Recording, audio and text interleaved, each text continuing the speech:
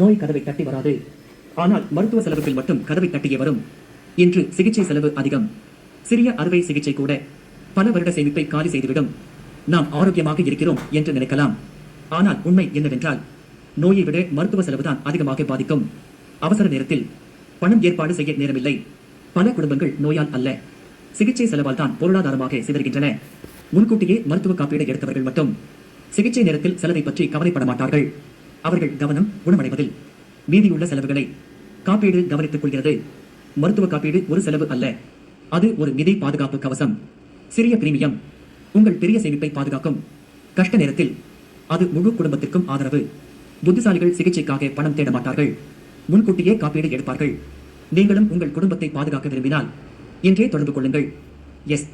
Devarajan.